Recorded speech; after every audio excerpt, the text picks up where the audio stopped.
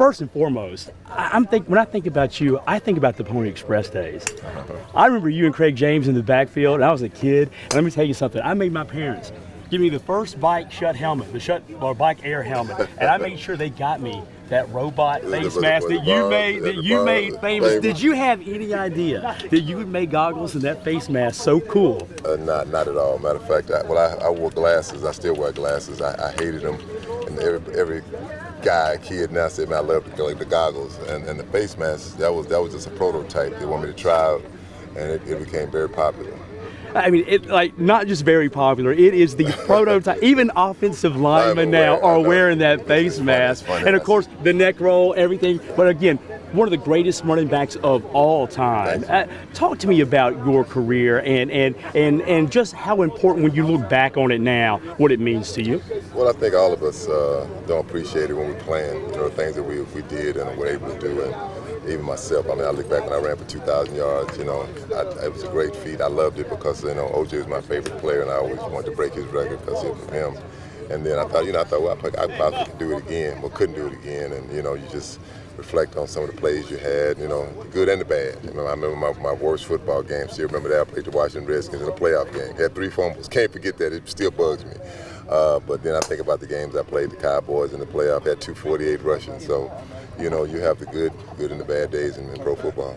Well, that was definitely a bad day in pro football for me because I grew up in Shreveport, Louisiana, about 2.5 hours about east of Dallas. You hurt my feelings that day. I gotta be honest, I was still a huge fan then. Let me ask you this. This is Super Bowl weekend. It's the biggest weekend in U.S. sports for sure. What makes this game so big and continue to be so popular? Well, I think football is the biggest sport in the United States. Football is, and football is, you have one game. You know, it's not like you have a 7-game series. In baseball, you have a 7-game series, a 5-game series. In football, you play one game, and that one game, you know, determines who's the best team, you know, supposed in the world that day. And I think that's what makes it the most popular game. And people love it. People love the contact, the great plays, the great catches, the great runs, the great throws by the quarterback. So I think that's why it's just such a popular sport. You know, all the way from Louisiana to even the Alabama line down into Mobile and the Florida Panhandle. Everyone's Saints fans here, of course.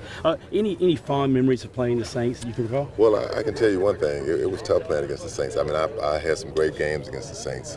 Man, I remember playing against Ricky Jackson and Soul Patrol.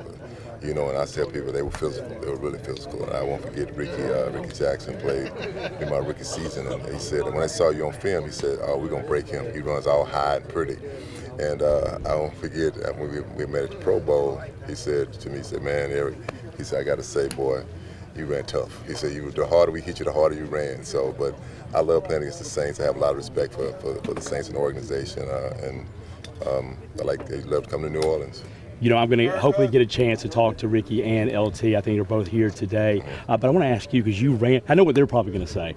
I want to ask you, because you ran against both of them, the Dome Patrol or the Big Blue, the Big Blue Wrecking Crew, LT and Harry Carson, Gary Reasons, Carl Banks, obviously Ricky Jackson, Pat Swilling, Vaughn Johnson, Sam Mills. All right, let's settle it right now. No one's more qualified to answer this than you. Eric Dickerson, which one's the best linebacking core? Soul Patrol, sure, no doubt. Had them guys, man, them guys hit. I mean, that's when hitting was hitting. But yeah, that was a great group of linebackers. I mean, Sam Mills, oh man, he could play. I won't forget. I was telling a story a couple of weeks ago about we had one of our offensive linemen. We had to play what was called a quick toss, and the guard pulled and cut up inside, and I followed him. And I won't forget, Sam Mills hit him and knocked him past me. And I gave him Dennis Harrow. I still tease him about it. And he lay on the ground and said, don't let me lay here, get me up. So we go to get him up. He said, no, let me lay here. So, yeah, that was a great defense. Thank you for your time. Okay, I appreciate you. Thank you, no problem. Thank you.